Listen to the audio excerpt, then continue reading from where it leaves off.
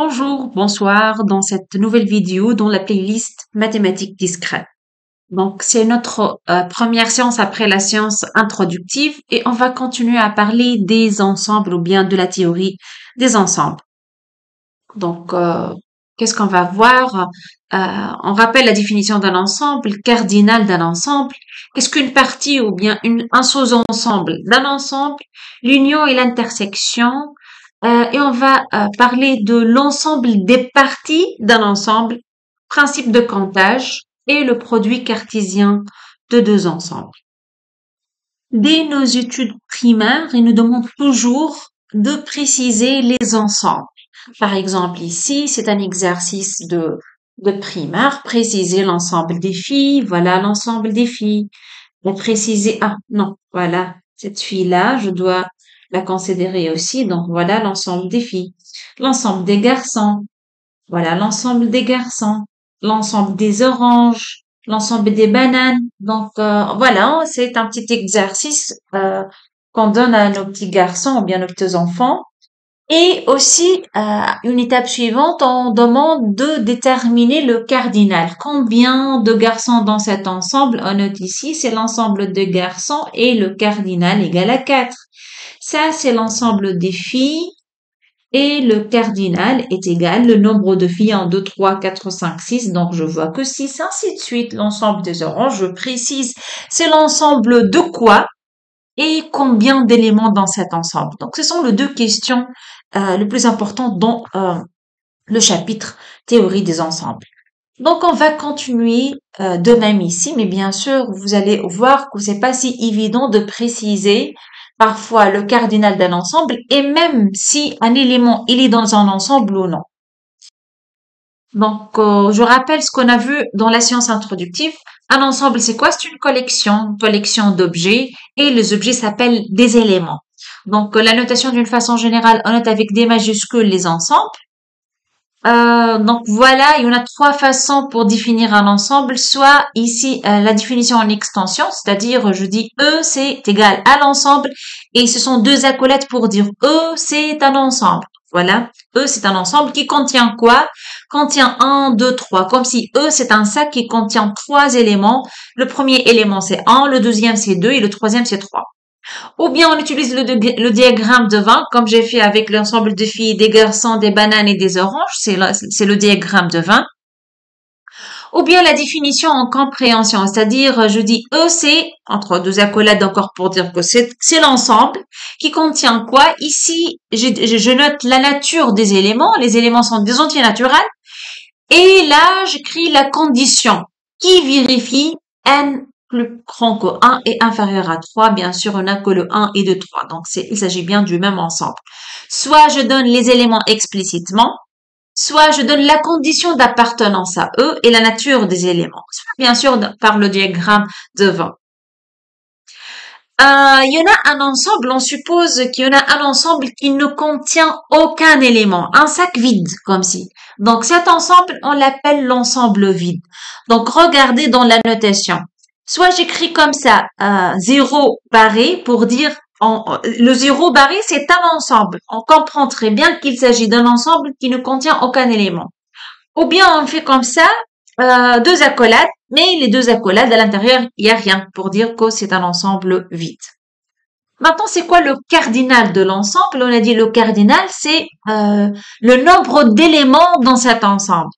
Bien sûr, combien d'éléments dans cet ensemble? Comme on a fait avec le petit exercice de début, l'ensemble de filles, combien d'éléments, l'ensemble des garçons, combien d'éléments, ainsi de suite.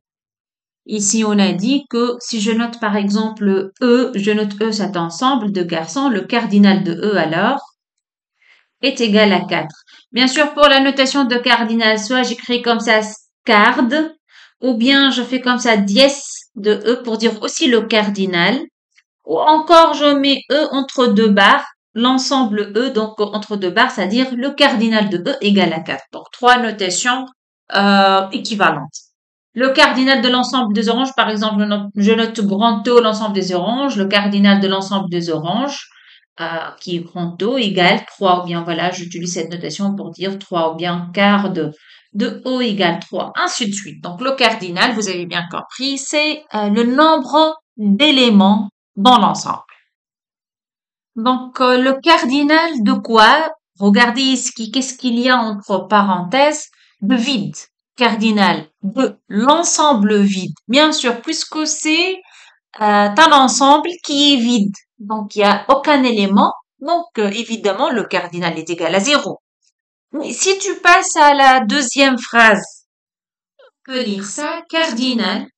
Qu'est-ce qu'il y a maintenant entre parenthèses? Cardinal de l'ensemble qui contient, je vois ici, entre deux accolades, il y en a quelque chose. Donc, c'est pas l'ensemble vide parce que ici, on a dit pour l'ensemble vide. Soit j'utilise, donc regardez juste une minute sur là, donc pour dire c'est l'ensemble vide. Soit j'écris deux accolades qui ne contient rien ici que le vide, soit je fais comme ça, zéro barré.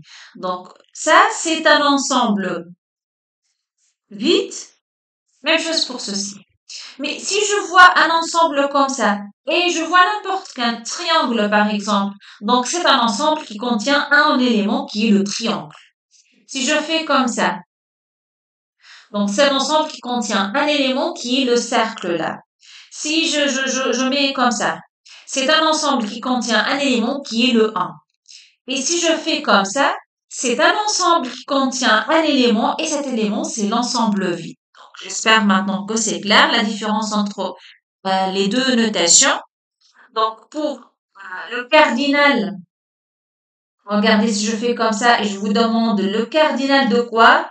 Voilà, il n'y a pas d'accolade. Donc, il y a cardinal de quoi? Le haut barré, c'est-à-dire le cardinal de l'ensemble vide. Mais l'ensemble vide ne contient aucun élément, donc c'est 0. Mais cette fois, si je fais comme ça, regardez, avant de parler. Donc, si je fais comme ça, entre parenthèses, voilà. Le cardinal de quoi? Encore, c'est l'ensemble vide, donc 0. Mais le cardinal de cet ensemble, c'est un ensemble qui contient quoi? Qui contient un élément. L'élément, c'est le vide. Mais c'est un élément reste parce qu'il y en a un ensemble. Donc, c'est 1. Donc, on peut comprendre maintenant les trois phrases suivantes. Le cardinal de l'ensemble vide, c'est 0.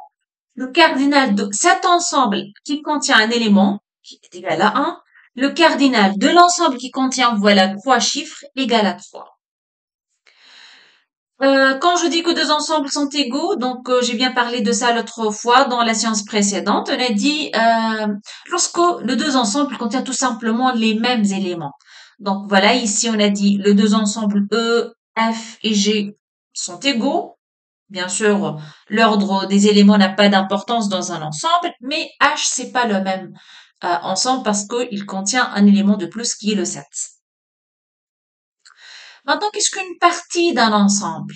Voilà, on dit que E est inclus dans G, ou encore je peux dire que E est une partie de G si tous les éléments de E sont des éléments de G. Regardez ici, E contient 1, 2, 3. Voilà, 1, 2, 3.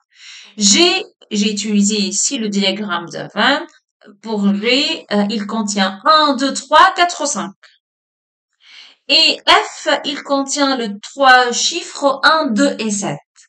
Donc, je vois que le E, qui est 1, 2, 3, fait partie de G. Donc, pourquoi? Parce que tout élément de E, 1 est un élément aussi de G, 2 est un élément aussi de G et 3 la même chose. Donc, tout élément de E, il est dans G. Dans ce cas, je dis que E est une partie de G ou bien E est inclus dans G. Maintenant, pour F. F, c'est l'ensemble qui contient 3 éléments, 1, 2 et 7.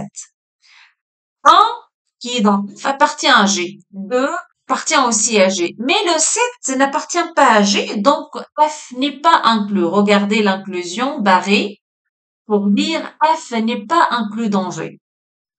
Voilà, je vais écrire les phrases un ensemble A inclus dans un ensemble B avec les quantificateurs. C'est-à-dire quoi? Un ensemble A est inclus dans B, c'est quoi? Quel que soit l'élément de A, quel que soit X dans A, on a X dans B. C'est-à-dire, on a l'implication si X dans A, ceci implique X dans B. Donc, dans ce cas, je dis tout élément Dans A, il est un élément. Dans B, donc A est inclus dans B. Si maintenant je veux dire A n'est pas inclus dans B, quand A n'est pas inclus dans B, lorsque cette propriété n'est pas satisfaite. Cette propriété, c'est quoi? Je rappelle, tout élément de A est un élément de B. Pour dire que cette propriété n'est pas satisfaite, on dit, il y en a au moins un élément dans A qui ne vérifie pas cette propriété, c'est-à-dire X n'appartient pas à B. Lorsque E, on a dit, est inclus dans l'ensemble F, on dit que E est un sous-ensemble ou bien encore est une partie de F. Bon, certains textes font la différence entre l'inclusion stricte et l'inclusion large. Comme exactement lorsqu'on compare deux nombres réels, je dis x plus petit que y, soit j'écris strictement inférieur ou égal. Même chose pour les ensembles. Donc, en l'absence d'indication, cette inclusion désigne l'inclusion large, c'est-à-dire lorsque j'écris comme ça, regardez, dans l'absence d'indication, bien sûr, la notation A inclus dans B, c'est-à-dire cette notation, c'est-à-dire quel que soit x dans A, on a x dans B. Voilà, c'est une inclusion. Soit encore, j'utilise cette notation pour dire A inclus dans B ou bien A égale à B. Même chose, donc ces deux notations, en absence d'indication, ces deux notations sont équivalentes. Si je veux dire que A est inclus strictement dans B, c'est-à-dire, regardez, ça c'est A, par exemple, et ça c'est B. Par exemple, A contient deux éléments, 1, 2, B contient trois éléments, 1, 2 et 3. Dans ce cas, on a A est inclus strictement dans B. Strictement, c'est-à-dire A est inclus dans B, mais A, c'est pas égal à B. C'est-à-dire, il y en a des éléments qui ne sont pas dans A, mais ils sont dans B. Mais je peux bien sûr dire, par exemple, que, voilà, s'il y en a ici, voilà, A contient deux éléments, même chose pour B. Bien sûr, on a A inclus dans B, je peux écrire ça, et je veux dire par A inclus dans B, soit inclus strictement, soit inclus ou égal. Donc, je peux utiliser cette notation pour dire inclus ou égal, ou bien celle-là encore. Cette notation pour l'inclusion stricte, c'est-à-dire on est sûr que A est inclus dans B, mais A différent de B. On commence par les deux propriétés évidentes pour l'inclusion. L'ensemble vide est inclus dans n'importe quel ensemble. Donc, c'est une partie de n'importe quel ensemble, le vide. Et un ensemble E est inclus dans lui-même, bien sûr. Passons maintenant à définir qu'est-ce que le complémentaire d'un ensemble donné. Regardez, par exemple, je suppose que j'ai un ensemble U qui contient des éléments, n'importe quel élément, voilà, un, deux, euh, bon, des cubes, n'importe quel objet, hein. C'est une collection, on a dit un ensemble, c'est la collection d'objets, un tableau par exemple, un, deux, trois, voilà, des objets. Donc voilà, vous voyez, ça c'est l'ensemble U. Je suppose que j'ai un sous-ensemble de U ou bien une partie de U, par exemple, c'est la partie qui contient les chiffres ou bien le numéro et j'appelle ça A.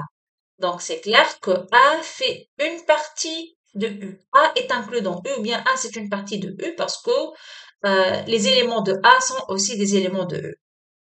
Maintenant, je veux parler du complémentaire de A. Le complémentaire de A. Bien sûr, le complémentaire de A dans le grand ensemble E. C'est notre ensemble de référence.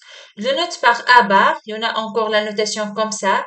AC pour dire le complémentaire de A ou bien encore, je peux noter ça U privé de A. C'est quoi par définition? C'est l'ensemble de tous les éléments qui sont dans U, mais pas dans A. Donc ici, ça, c'est un élément de U qui n'est pas dans A, celui-là aussi, le tableau. Et voilà, cet ensemble en vert, c'est A bar. Donc A bar contient quoi? Les éléments qui sont dans U, mais pas dans A. Comment je peux écrire alors le complémentaire de A? X dans U qui vérifie quoi? X n'appartient pas à A. Ce sont les éléments qui sont dans U, mais pas dans A. On appelle cet ensemble U bar, A bar, pardon, A bar, c'est le complémentaire de A. Je considère encore l'ensemble U. On a dit qu'il contient des objets, n'importe quel objet. Voilà, je suppose ça, c'est mon ensemble U. Contient un cercle, triangle, des chiffres, bon, des, voilà, une garçon, une fille, n'importe quoi, étoile là, des tableaux encore, et ainsi de suite. Il contient plusieurs objets. Et je cherche le complémentaire de vide. Donc, n'oubliez pas le complémentaire de vide, c'est quoi? On a dit, c'est U privé de vide. U privé de vide, c'est-à-dire U privé de rien finalement. Donc, c'est U. Le complémentaire de U maintenant, c'est U privé de U. Je contiens l'ensemble U et j'élimine les éléments dans U. Donc, il ne reste rien. Donc, c'est l'ensemble vide. Et maintenant, si je considère le complémentaire du complémentaire d'un ensemble A, je suppose toujours que A, par exemple, c'est l'ensemble de les chiffres ici dans E. Donc ça, c'est A. C'est quoi le complémentaire de A? Voilà, le complémentaire de A, c'est l'ensemble des objets qui restent. Voilà, ça, c'est A bar. Maintenant, si je note comme ça, la partie assurée, c'est A bar. Le complémentaire de A bar, c'est quoi? Ce sont les éléments qui ne sont pas dans A bar. Il ne reste que les éléments de A. Donc, le complémentaire du complémentaire de A, c'est bien évidemment l'ensemble A. Passons maintenant à la partie union et intersection de deux ensembles. C'est quoi l'union de deux ensembles et c'est quoi l'intersection de deux ensembles? La définition, peut-être vous avez déjà vu la définition. Si A est un ensemble et B est un autre ensemble, alors c'est quoi A union B? C'est un autre ensemble qui contient les éléments qui sont dans A ou bien qui sont dans B. Regardez par le diagramme devant, peut-être que ça sera beaucoup plus clair. Considérons par exemple cet ensemble, l'ensemble des étudiants, ici étudiant 1, étudiant 2, 3, 4, 5 ici. Si on a 6 étudiants, je suppose que l'étudiant 1 parle l'anglais, bon, l'anglais c'est E, français et allemand. L'étudiant 2 parle en allemand et en anglais. L'étudiant 3, il parle uniquement en anglais, allemand et français, français et anglais et allemand uniquement. Donc voilà, c'est un ensemble qui contient des éléments. Voilà, c'est un ensemble qui contient des objets. Je note A, l'ensemble des étudiants. Donc c'est l'ensemble des étudiants qui parlent français, qui parlent en français. B, c'est l'ensemble des étudiants qui parlent allemand. Et C, c'est l'ensemble des étudiants qui parlent anglais. Alors, si je vous demande, c'est quoi l'ensemble A union B? A union B, c'est quoi? C'est l'ensemble des étudiants qui parlent français ou bien allemand. C'est-à-dire, A union B, c'est l'ensemble des éléments qui sont dans A ou bien dans B.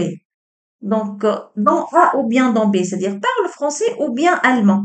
Donc, oui, ça marche parce qu'il parle français et allemand, les deux. Ça, il parle allemand, donc oui, il est dans B, donc dans l'union. Celui-là, non. Le cinquième, oui. Le quatrième, oui. Et le sixième, oui. Donc, l'ensemble A et B, c'est quoi? C'est tout ça.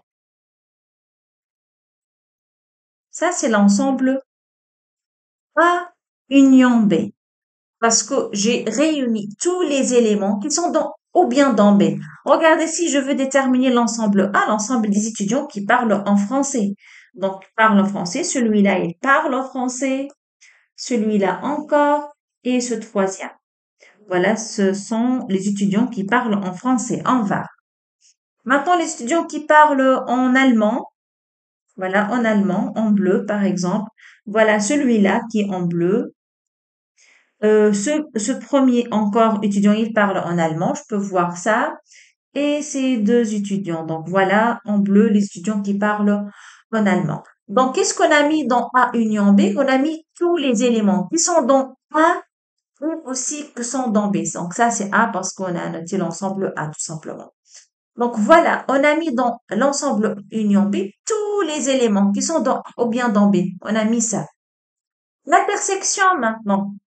l'intersection lorsque je parle de A inter B.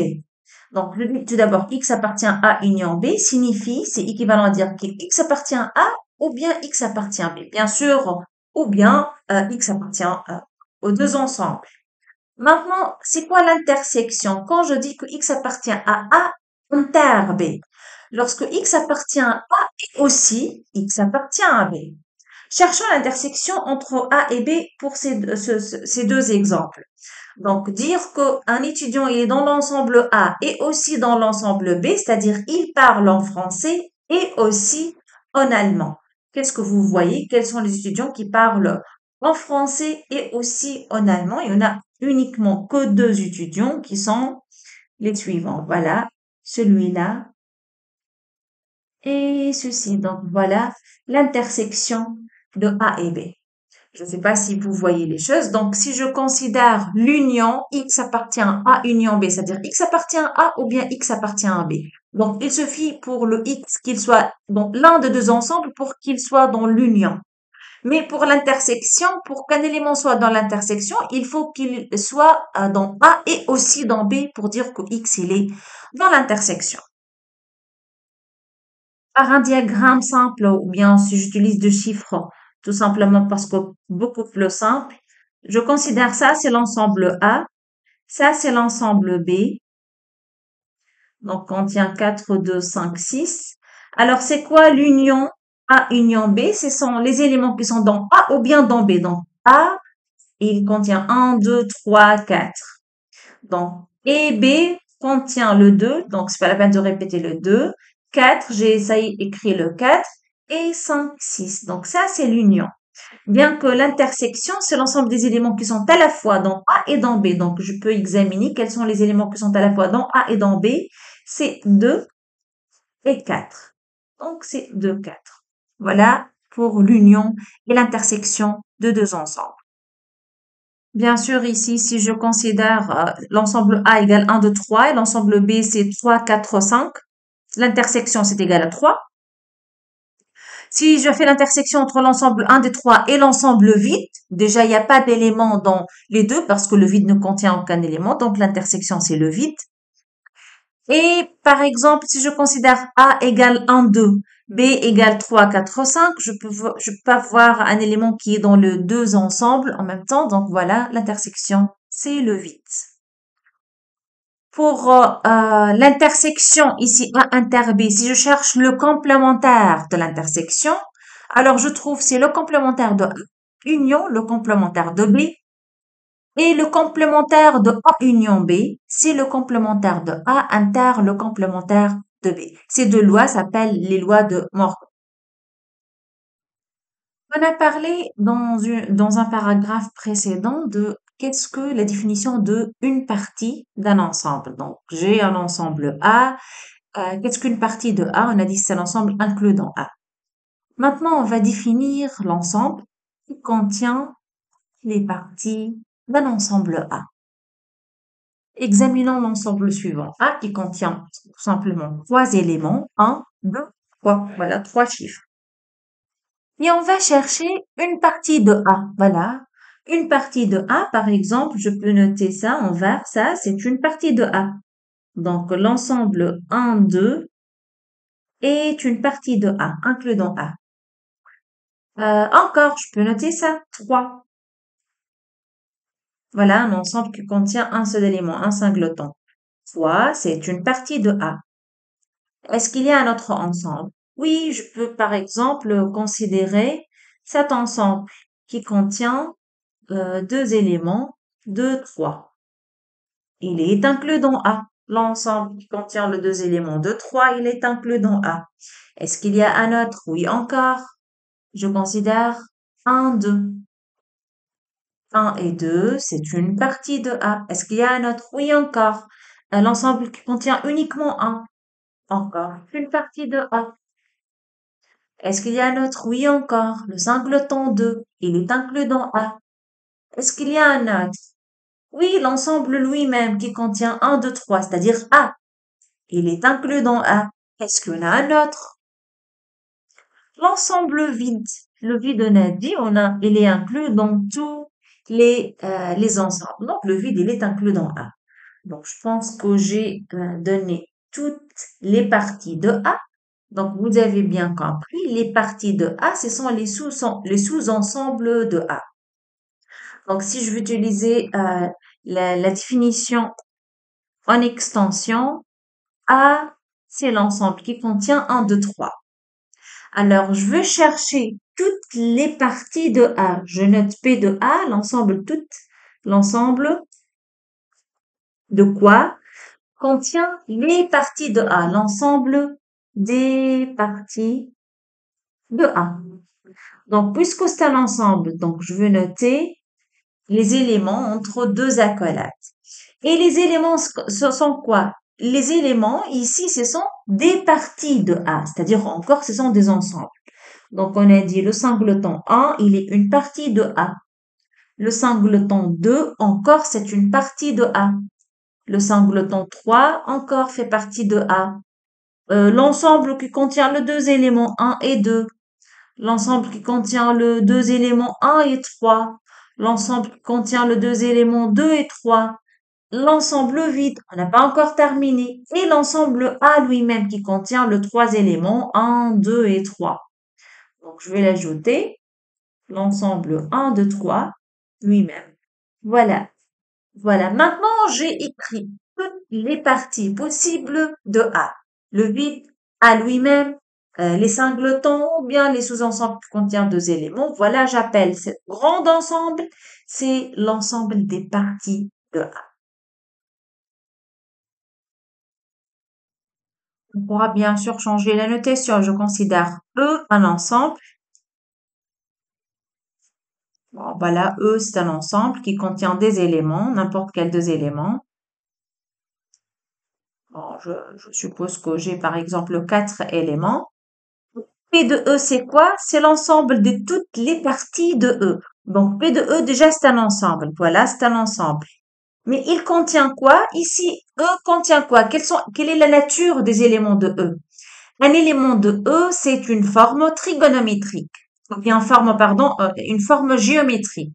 Voilà, soit triangle, soit étoile, soit cercle, soit carré. Donc, les éléments de E, leur nature, ce sont des formes géométriques. Bien que P de E contient quoi? Contient des ensembles. Donc, P de E ici contient des petits ensembles. Chaque ensemble, c'est une partie de E. Je peux noter l'ensemble qui contient l'étoile, l'ensemble qui contient le triangle, l'ensemble qui contient le cercle, l'ensemble qui contient le carré, l'ensemble qui contient l'étoile et le cercle, l'ensemble qui contient le toile, le cercle et le carré.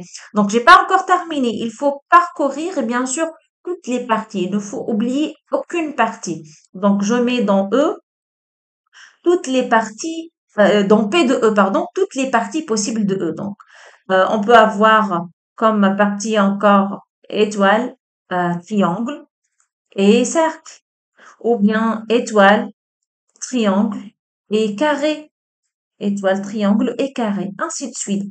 Donc, P de E contient toutes les parties ou bien tous les sous-ensembles de E. N'oubliez pas le vide. Le vide, c'est toujours fait partie de E. Donc, le vide est inclus dans tout ensemble. Donc, encore le vide, c'est un élément de P de E. Donc, juste, il faut faire la différence. E contient des éléments, tout dépend de la nature de ces éléments. P de E contient des ensembles. La partie de E, c'est l'ensemble qui contient des parties de E. Bien sûr, je dis que, par exemple, A est inclus dans E. Voilà A, par exemple. Puisqu'on a parlé déjà de E, voilà l'ensemble E. Donc, A, c'est une partie de E. Voilà A. Donc, je dois avoir A comme un élément de P de E. C'est-à-dire le fait que A inclus dans E est équivalent à dire que A appartient à P de E. A une partie de E, A appartient à l'ensemble de toutes les parties de E. J'arrive maintenant au paragraphe suivant, produit cartésien de deux ensembles. Donc, si je considère deux ensembles E et F, c'est quoi le produit E croix F, le produit de E et F? On appelle ça le produit cartésien. Donc, comme vous voyez, E croix F est égal, on voit ici deux accolades, donc c'est égal, c'est l'ensemble. C'est l'ensemble de quoi ici maintenant? Donc, E croix F, c'est l'ensemble et je vois deux parenthèses, X, Y. Que les deux parenthèses, donc, c'est un couple. Donc, je peux lire E croix F, c'est l'ensemble de couples X, Y, qui vérifie quoi? X appartient à E, et Y, la deuxième composante du couple, appartient à F. Donc, E croix F, le produit cartésien de deux ensembles, c'est l'ensemble des couples. C'est un ensemble qui contient deux couples. Donc, la première composante du couple appartient à E et la deuxième appartient à F.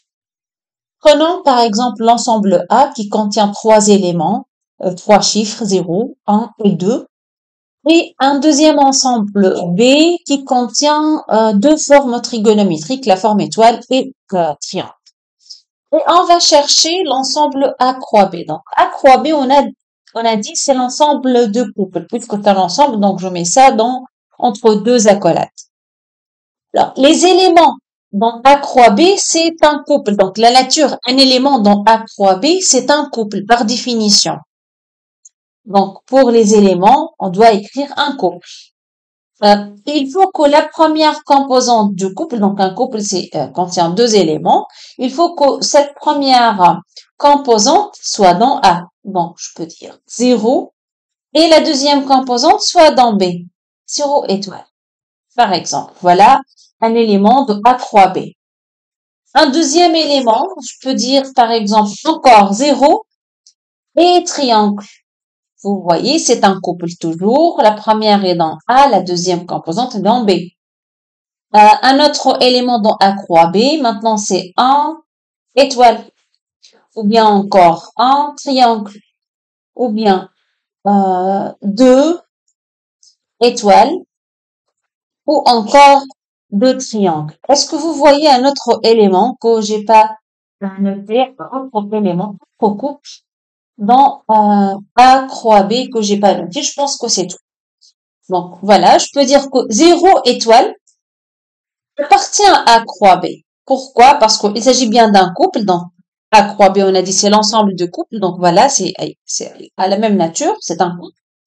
Je vérifie maintenant, 0 il est dans A, étoile il est dans B, c'est bon, donc c'est un élément. Mais il faut faire attention, je peux pas dire que le couple étoile 0 appartient à croix B. Ça, c'est faux.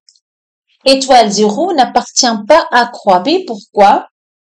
Étoile croix, étoile virgule 0, donc c'est un couple. Il s'agit bien d'un couple. Mais la première composante n'est pas un élément de A.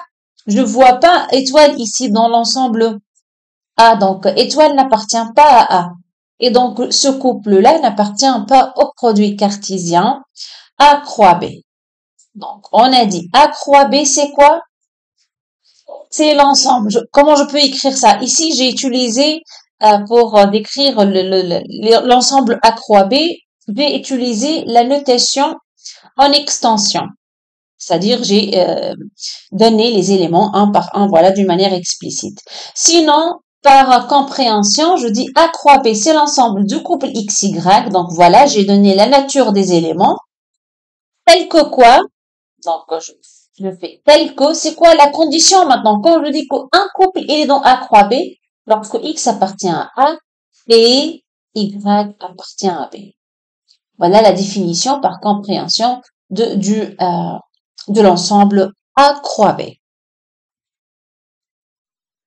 Une remarque maintenant, il faut faire attention à la différence entre ces deux notations. Lorsque je note comme ça 0, 1. 0, 1, c'est un couple. Ça, c'est un couple. Et un couple. Lorsque j'utilise cette notation entre deux accolades, 0, 1, il s'agit bien d'un ensemble qui contient deux éléments. Donc, il faut faire attention. Si je mets 0, 1 entre deux parenthèses, il s'agit bien d'un couple. Un couple dont la première composante égale à 0, la deuxième composante égale à 1. Si je mets comme ça entre deux accolades, il s'agit bien d'un ensemble. C'est un ensemble qui contient deux éléments. Ici, par exemple, le couple 0, 1, c'est différent du couple 1, 0. Bon, vous voyez, l'ordre est très important dans un couple. Ici, la première composante, c'est 0, la deuxième composante, c'est 1, donc c'est différent du couple 1, 0. Mais pour les ensembles, comme si, rappelle-toi toujours qu'un ensemble, comme si on a un sac. Un sac qui contient des objets. Donc ici, un sac qui contient le premier objet, c'est 0, le chiffre 0. Le deuxième objet, c'est 1. Donc, même chose si j'écris comme ça, 1, 0, il s'agit bien du même ensemble. La deuxième remarque maintenant, il faut savoir la différence entre ces deux symboles. Le symbole appartient et le symbole inclut. Toujours lorsque j'utilise appartient ou bien inclut, je parle des deux ensemble. Donc si je fixe A, voilà A. Je dis que, je sais pas, la X appartient à A, c'est-à-dire X est un élément de A. X est un élément de A.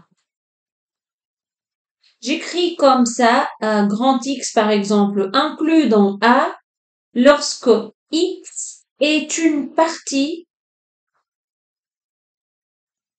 de A. Ou encore, X est un sous-ensemble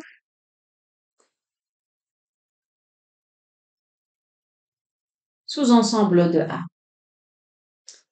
Voilà jusqu'à maintenant qu'est-ce qu'on a fait. On a donné la définition d'un ensemble. On a parlé du cardinal d'un ensemble, nombre d'éléments. Qu'est-ce qu'une partie d'un ensemble ou bien un sous-ensemble? On a parlé de l'union, l'intersection, l'ensemble des parties et produit cartésien. Donc, on n'a pas encore abordé le principe de comptage. Mais avant de parler du principe de comptage, c'est le moment pour faire un petit test. Voilà, juste dans cette vidéo, je vais mettre vos connaissances mathématiques ou bien sur la théorie des ensembles à l'épreuve avec un petit test. Donc, je vais vous poser une série de questions auxquelles vous devrez répondre par vrai ou faux. Donc, c'est le moment idéal pour tester vos connaissances et montrer tout ce que vous avez appris. Avant de donner ma réponse, je vous encourage vivement à réfléchir par vous-même et à essayer de trouver la solution, de trouver la réponse, soit oui, soit faux. Allez, allons-y.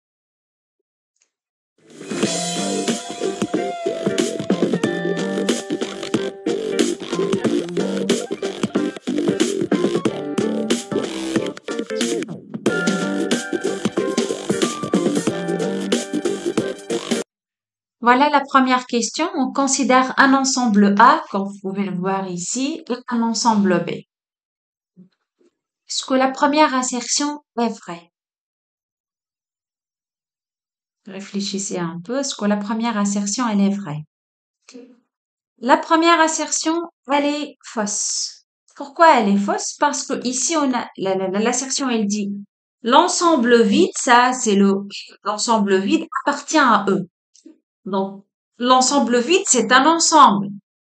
Pour qu'il soit dans A, il faut que A contient un ensemble, mais A contient que deux chiffres. Il contient 0, il contient 1, il contient 2.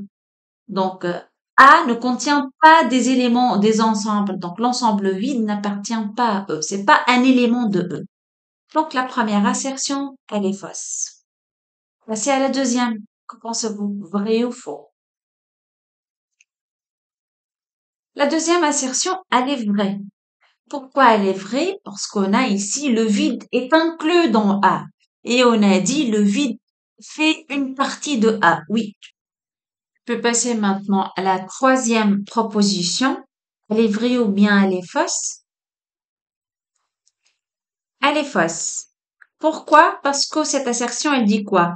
L'ensemble singleton, ça c'est un ensemble, appartient à A.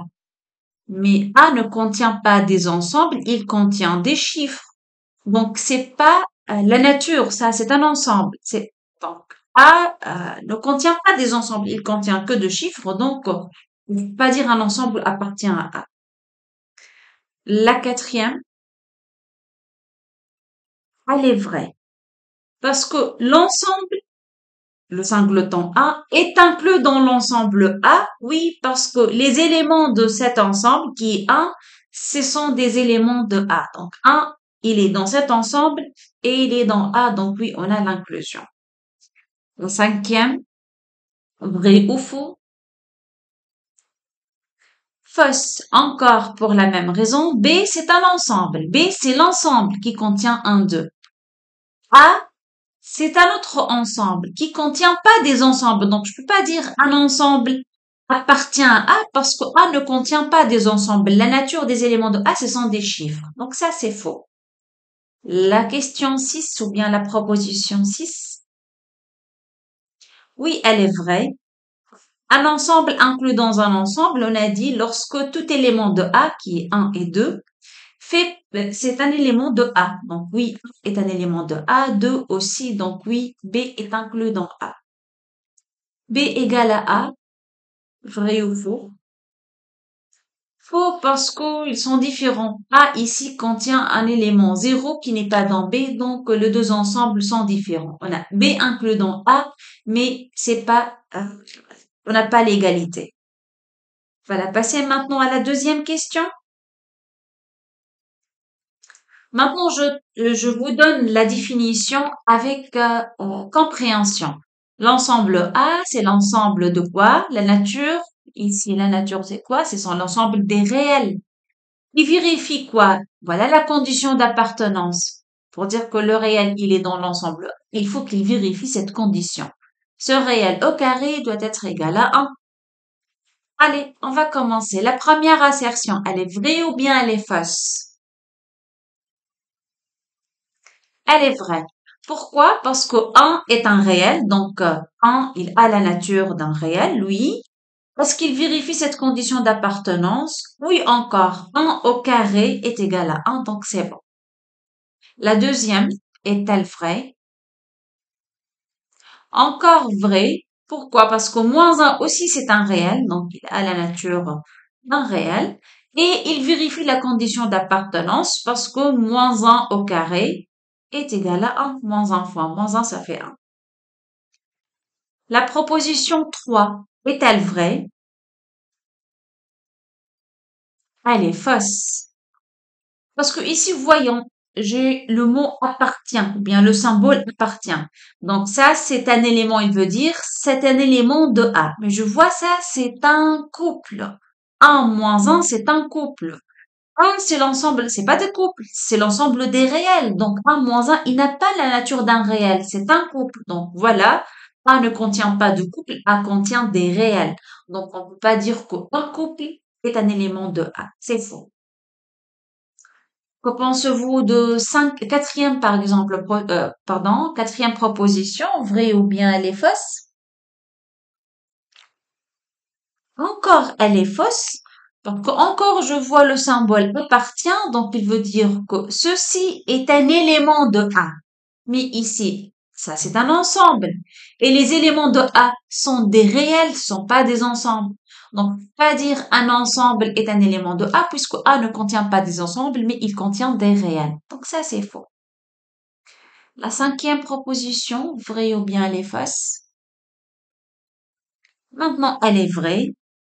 Pourquoi? Parce qu'on a un ensemble inclus cette fois, c'est pas appartient. Donc inclus, c'est-à-dire tout élément de cet ensemble, je vois les éléments et j'y vérifie s'ils sont dans A. Oui, 1, il est dans A, moins 1, il est dans A, on a déjà vérifié ça, donc oui, cet ensemble, il est inclus dans A. Passons maintenant à la troisième question. Soit à l'ensemble suivant. Essayez de lire par vous-même. L'ensemble A est donné par quoi? J'ai donné la définition en compréhension de l'ensemble A. A contient quoi? Donc, regardez, lorsqu'on lit un ensemble, on dit tout d'abord, c'est quoi la nature des éléments? A, c'est l'ensemble de quoi? Et c'est quoi la condition d'appartenance à A? Donc, quelle est la condition pour que je dis, voilà, cet élément ou bien cet objet, il est dans A? A, c'est l'ensemble de quoi? J'ai écrit ici E appartient à P de R. Donc, c'est l'ensemble des parties de R. Donc, vous vous rappelez de P de A, l'ensemble des parties de A. P de E, c'est l'ensemble des parties de E. P de R, c'est l'ensemble des parties de R. Vous connaissez la droite réelle, l'ensemble des réels. Alors, A, c'est l'ensemble qui contient quoi? Des parties de R. Vérifie quoi maintenant? Vérifie cette condition. Donc, A, l'ensemble des parties E, qui vérifie quoi? Cette condition, 1 appartient à E. Donc, c'est l'ensemble des parties de R contenant le réel. Alors, on vérifie. La première proposition, elle est vraie ou bien elle est fausse? Elle est vraie. Pourquoi elle est vraie? Parce que R+, voilà, ça c'est la droite réelle. Il y a deux zéros, il y a des chiffres, des réels négatifs, il y a des réels positifs, ainsi de suite. Une partie de R pourra être n'importe quel ensemble de cette droite. Plus maintenant, vous connaissez R+, c'est l'ensemble des réels positifs de 0 jusqu'à plus l'infini. Ça, c'est R+.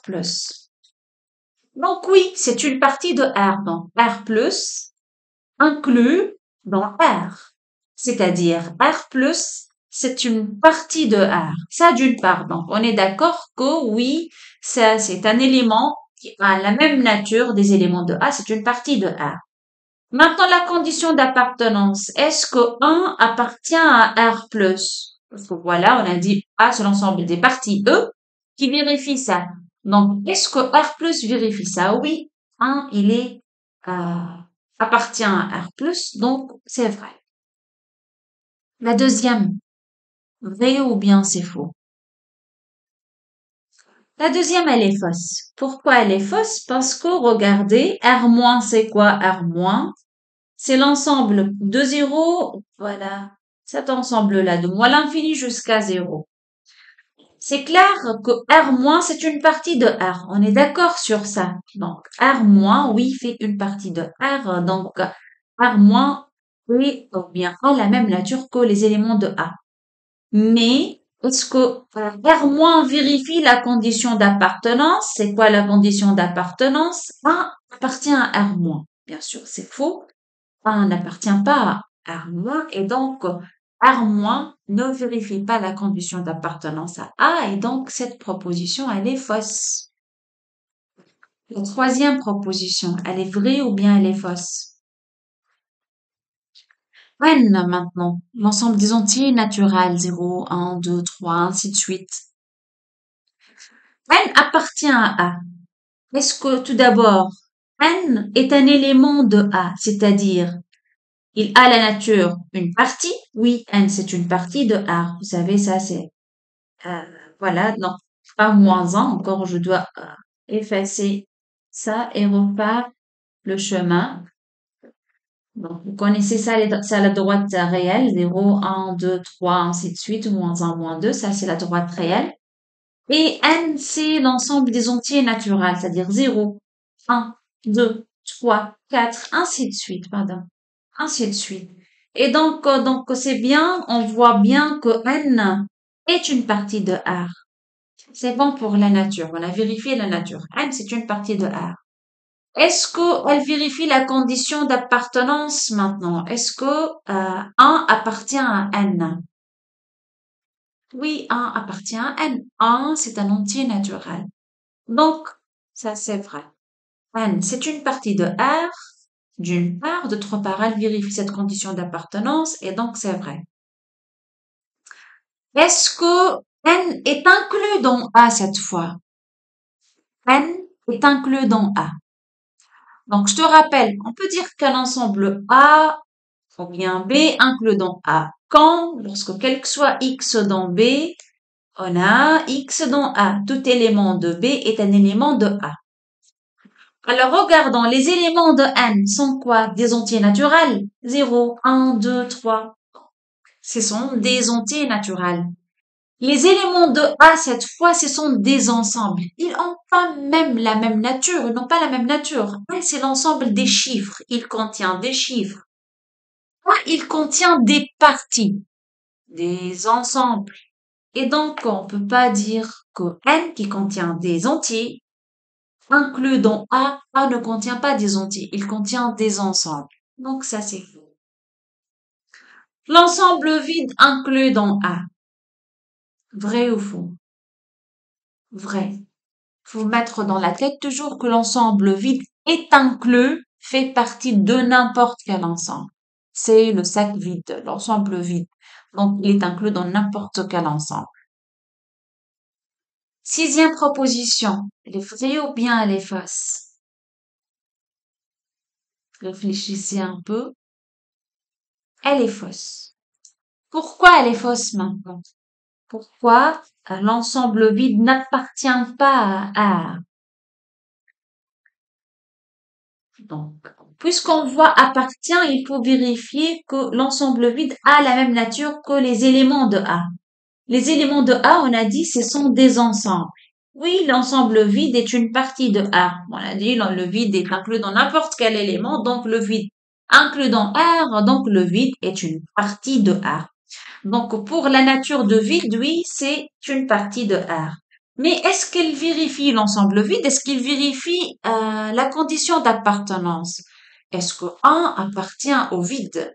Le vide ne contient aucun élément. Et donc, le vide ne contient pas A. Donc, 1 n'appartient pas au vide. Donc, le vide ne vérifie pas la condition d'appartenance. On passe à la question suivante. Question 4 maintenant. Considère deux ensembles A et B. Vous voyez les éléments de A et les éléments de B. Ici, pour définir les deux ensembles A et B, j'ai utilisé quoi? J'ai utilisé la définition par extension. C'est-à-dire, vous voyez ici le premier élément, deuxième élément, troisième élément, explicitement les éléments de A et aussi de B. En la première question, vrai ou faux, le cardinal de l'ensemble A égale 3. Que pensez-vous? Évidemment vrai, là. Il y en a 3 éléments dans A. Le cardinal de l'ensemble B. Combien d'éléments dans B? C'est 3. Bon, ici, c'est faux. Bien évidemment, on a 4 éléments dans l'ensemble B. Troisième question, vrai ou faux? Je veux pas lire, c'est vous, c'est à vous à lire la phrase mathématique suivante. Comment je peux lire ça? Le couple, maintenant, puisqu'on a deux parenthèses, le couple un triangle appartient au produit cartésien, à l'ensemble A fois B. On a parlé du produit cartésien et on a dit quand un couple appartient au produit cartésien, lorsque la première composante est dans A, la deuxième est dans B. C'est le cas, 1 appartient à A, vous voyez le 1 dans A, le triangle est le dans B, donc elle est vraie. Question 4. Vrai ou faux? C'est faux, très bien. Pourquoi? Bon, il s'agit bien d'un couple, mais la première composante n'est pas dans A, le triangle. On ne voit pas le triangle dans A, donc ce couple n'appartient pas à croix B. Passons à la question 5. Le couple étoile, triangle, appartient à B, croix B. Oui, bien évidemment. Étoile est dans B, triangle est dans B, donc le couple, il est dans B, croix B. Sixième question. Avant de dire c'est vrai ou bien c'est faux, maintenant c'est pas un couple.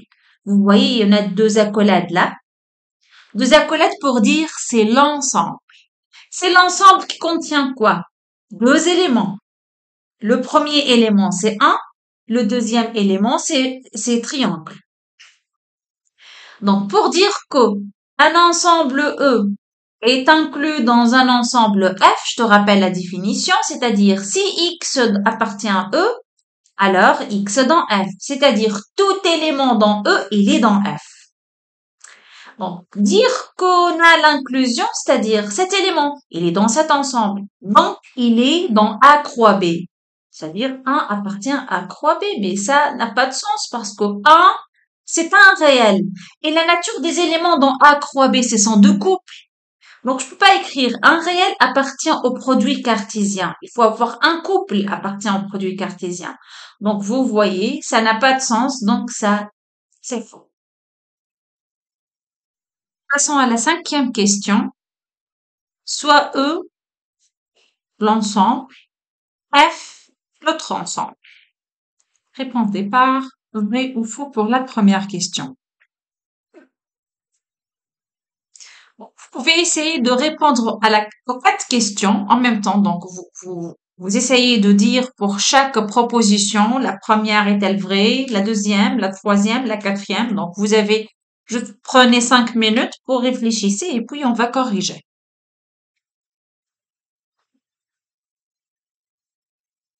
Je suppose maintenant que vous avez déjà essayé, vous avez la liste des réponses, on va corriger. Donc, E, c'est l'ensemble de quoi? Ici, on a dit, ici j'ai écrit E, la définition de E par compréhension. Par compréhension, c'est-à-dire je donne ici la nature des éléments de E et la condition d'appartenance. E, c'est l'ensemble de couples XY dans R fois R, donc X il est dans R, Y il est dans R, donc c'est l'ensemble de couples réels. Il vérifie quoi? La première composante égale la deuxième.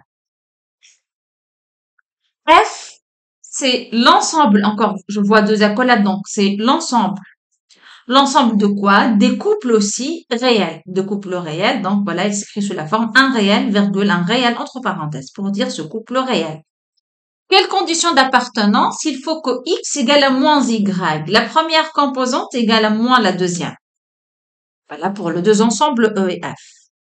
Alors, pour la première proposition maintenant, est-ce que 1 moins 1, c'est un couple donc, appartient à E inter F? Donc, je te rappelle que pour dire que 1 moins 1, ce couple-là appartient à E inter F, c'est équivalent à dire que ce couple, cet élément, appartient à E et aussi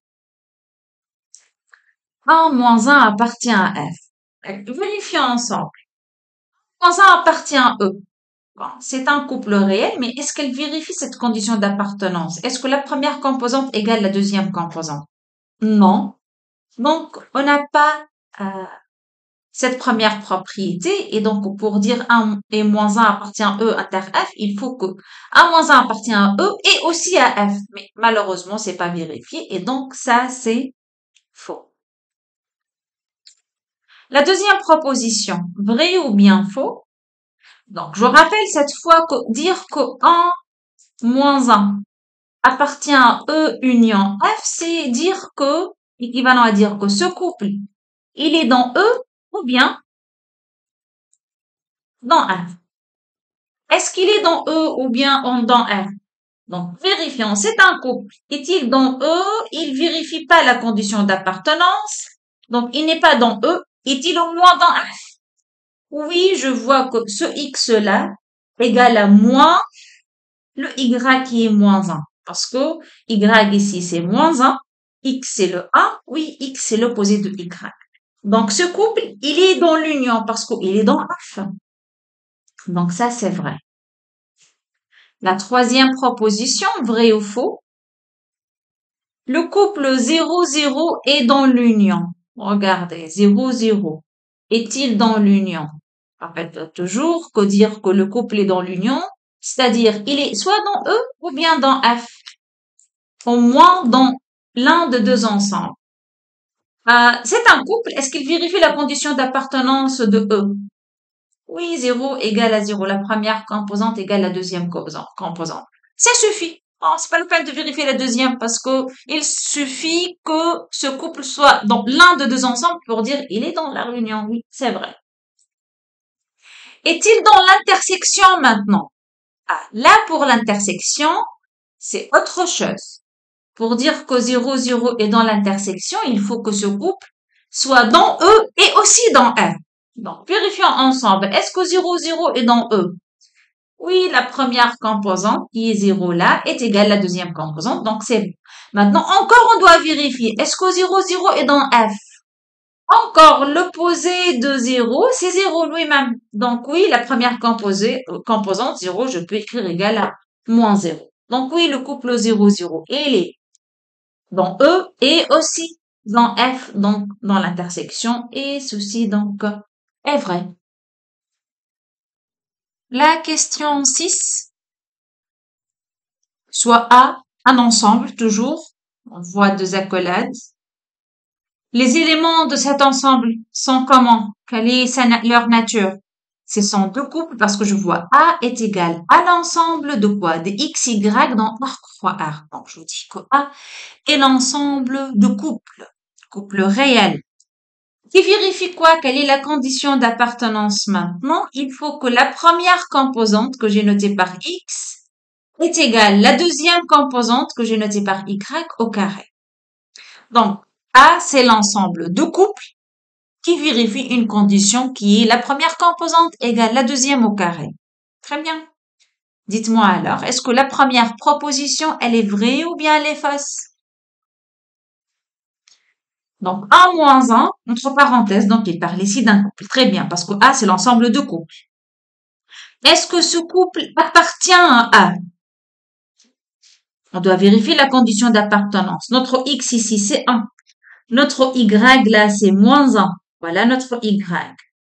Je vérifie Y au carré, c'est-à-dire moins 1 au carré, égale à 1, c'est mon X. Donc, X égale à Y carré, c'est bon, la condition d'appartenance est vérifiée et donc cette propriété, elle est vraie.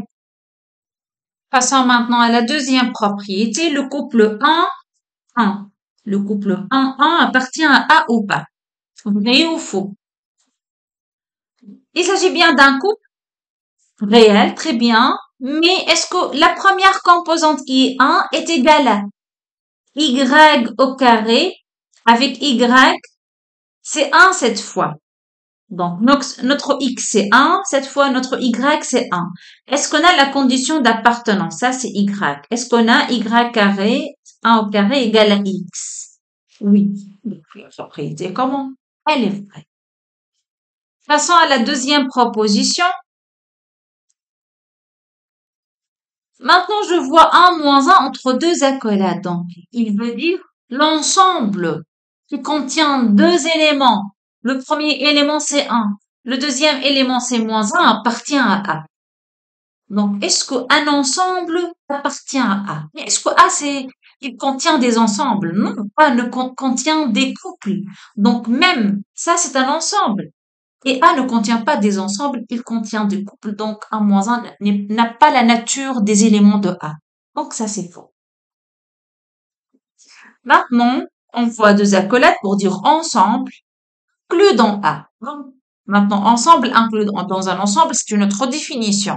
Pour dire qu'un ensemble, cet ensemble, il est inclus dans A, il faut vérifier les éléments un par un. Voilà, je vérifie cet élément, est-il dans A? Je vérifie cet élément, est-il dans A? Je commence par le premier élément. Est-ce que 1 appartient à A? Encore, A, c'est l'ensemble de couples. Il ne contient pas des réels, il contient deux couples. Donc, pour que un objet soit un élément de A, il faut que cet objet soit un couple, pas un chiffre comme ça. Donc, c'est faux encore. 1 n'est pas un élément de A. Moins 1 n'est pas un élément de A. Parce que moins 1, c'est pas un couple. A, c'est l'ensemble de couples. Et donc, cette propriété, elle est fausse. 3 et moins 3, que pensez-vous? Est-ce que ce couple est un élément de A? Vrai ou faux? C'est faux. Mais pourquoi c'est faux? Il s'agit bien d'un couple. Mais ce couple ne vérifie pas la condition d'appartenance. Ici, mon X égale à 3, mon Y égale à moins 3. Et si je lève Y au carré, je vais trouver moins 3 au carré qui est 9. C'est différent de mon X qui est 3. Donc, le couple 3 moins 3 ne vérifie pas la condition d'appartenance et d'où on ne peut pas dire que c'est un élément de A. Je peux passer à la question 6. Vrai ou faux? Voilà la question. Cette proposition est-elle vraie? Même chose ici. On voit un ensemble parce que entre deux accolades, l'ensemble qui contient deux éléments appartient à A. Mais pour dire qu'un objet appartient à A, il faut qu'il a la nature des objets dans A. Les objets dans A sont des couples. Ça, c'est un ensemble. Donc, je peux pas dire qu'il appartient de A. Non. A ne contient pas un ensemble 9 moins 3. Voilà, maintenant je vois un couple. Est-ce que le couple 9 moins 3 appartient à A? Vérifions ensemble. Ça, c'est notre X. Ça, c'est notre Y. Il s'agit bien d'un couple là, avec X égale à 9, Y égale à moins 3. Si je calcule Y carré, je vais trouver moins 3 au carré, qui est 9, exactement mon X. Donc oui, ce couple vérifie la condition d'appartenance, donc c'est vrai. On arrive alors au dernier paragraphe de ce chapitre, le principe de comptage. Le principe de comptage, c'est-à-dire je veux compter dans un ensemble combien il y a d'éléments. C'est pas toujours une tâche évidente, bien sûr. Deux principes, un principe d'addition et un principe de multiplication. Je commence tout d'abord par le principe d'addition. Lorsqu'on a deux ensembles, A et B, je suppose que le cardinal de A est égal à M. Et le cardinal de B est égal à N. Donc, il y en a M objets dans A et N objets dans B. Je suppose de plus qu'il n'y a pas d'objet dans l'intersection. A inter B égale l'ensemble B, c'est-à-dire il n'y a pas un objet que se répète en A et aussi en B. Dans ce cas, A union B, l'ensemble A union B est de cardinal M plus N. Donc, la somme des deux cardinaux, c'est pour cette raison on appelle ce principe d'addition. Donc, si j'ai un ensemble A et un ensemble B, A de cardinal 2 par exemple, B de cardinal 3, et il n'y a pas d'élément commun entre A et B, alors A union B est de cardinal la somme de cardinaux, M plus 1, 2 plus 3. Maintenant, si cette condition n'est pas satisfaite, c'est-à-dire l'intersection peut-être n'est pas vide, peut-être elle contient des éléments, dans ce cas, voilà le principe d'addition dans le cadre général. Le cardinal de A union B, c'est cardinal de A plus cardinal de B moins cardinal de quoi? De l'intersection A inter B. Voilà pour le principe d'addition. Je passe maintenant au deuxième principe qui est le principe de multiplication. On veut dire quoi par le principe de multiplication? C'est-à-dire si maintenant je m'intéresse à l'ensemble A fois B, le produit cartésien, A croix B. Combien de couples je peux former? C'est ça le cardinal de A croix B. Donc vous savez que A croix B, c'est l'ensemble de couples dont la première composante est dans A, la deuxième est dans B. Et donc, cardinal de A croix B, combien de couples je peux former? C'est le cardinal de A fois le cardinal de B. Donc, vous voyez, c'est une multiplication et donc c'est le principe de multiplication. Regardons ça sur un exemple. Imaginez que je suis la propriétaire de deux boutiques, par exemple. Voilà un premier boutique, je vais appeler ça A, qui contient 4 objets. Vous voyez, tablette chocolat, montre, parfum et un vélo. Deuxième boutique, j'ai 3 objets. Donc, t-shirt, parfum, même parfum et bouquet de fleurs. Et là, j'ai demandé de choisir, donc je te demande de choisir élément ou bien de B. Donc, tu choisis un élément de A ou bien un élément de B. Donc, tu vas choisir un objet qu'on peut noter par X appartient à A ou bien X appartient à B. Mais le fait que X appartient à A ou bien X appartient à B, c'est-à-dire X appartient à l'union. Bon. Combien d'objets tu peux choisir? C'est ça la question. Donc, le cardinal de A union B, c'est-à-dire combien d'objets il y en a dans l'ensemble A union B. Donc, combien d'objets je peux choisir lorsque je veux choisir un objet dans l'ensemble A union B, A ou bien B. Alors, tu peux voir que tu peux choisir le vélo, le parfum, le montre ou bien la tablette de chocolat ou bien le bouquet de fleurs ou bien le t-shirt ou bien le parfum. Mais déjà, le parfum, c'est un choix commun. Donc, combien de choix possibles? Je peux voir que vous avez 6 choix possibles. Comment je peux trouver le 6 là?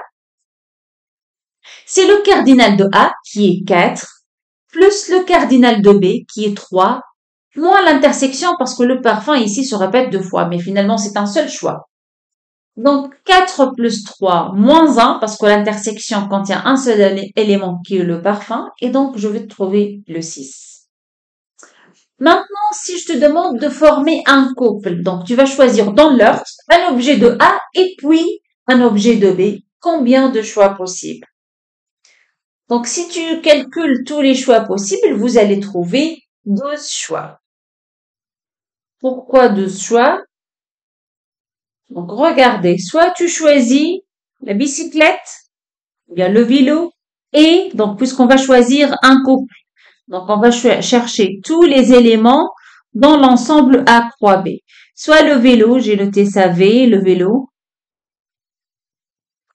donc de A, et le bouquet de fleurs de l'ensemble B. Ou bien le vélo et le parfum. Ou bien le vélo encore et le t-shirt. Ou bien le vélo, donc regardez pour le vélo, soit le vélo et le bouquet, vélo et t-shirt, vélo et parfum. Donc 3 choix. Plus maintenant parfum et bouquet.